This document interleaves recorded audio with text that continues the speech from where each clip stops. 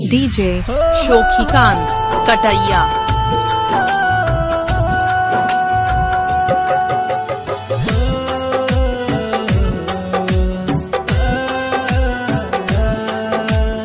आप सुन रहे हैं संदीप सुमन को। बहन के पागल घूमै छिके डीजे शोखीकांत कटैया। बहन के पागल घूमै छिके हाल बना देल कहियो न कनल कई माई,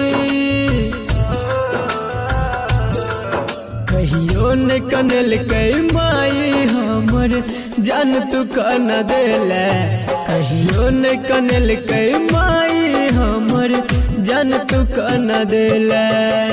बहन के पागल घूमै छिके हाल बन देल, डीजे शोखीकांत कटैया।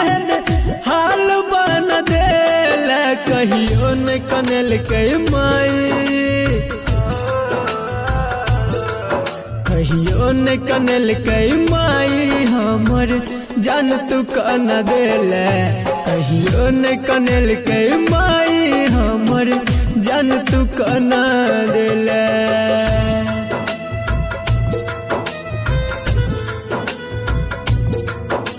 म्यूजिक बाय मुन्ना राज।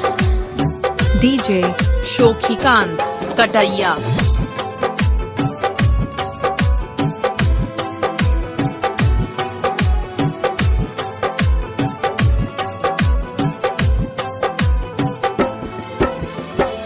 रहिया भागल बेटा माई के हम गे, कर दिलही दूर तोई हर जाई सनम गे।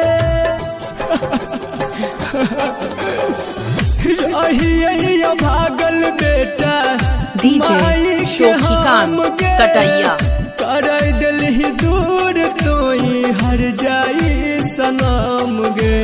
सोचलन हमरा लकन को भारी साजा दाई देल, सोचलन हमरा लकन को केहन साजा दाई देल, कहियो न कनल कई माई, कहियो न कनल कई माई हमर जान तू कन देल, कहियो न कनल कई माई शोखीकांत हमर कटैया। जान तू कन देल।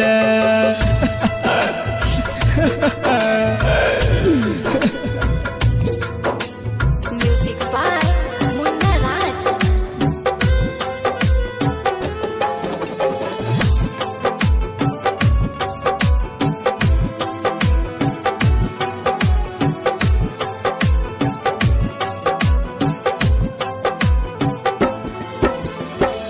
तू नहीं बुझल ही एगो माई डीजे शोखीकांत कटैया। लई चाही बदला जे ना खेने रहियो कराज गे,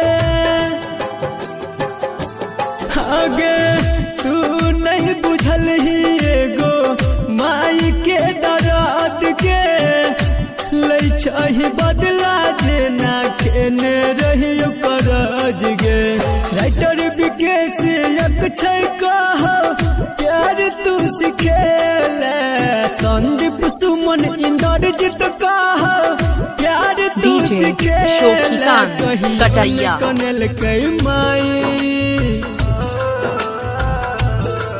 कहियो न कनल कई माई हमर जान तू कन देल, कहियो न कनल कई माई हमर जान तू कन देल।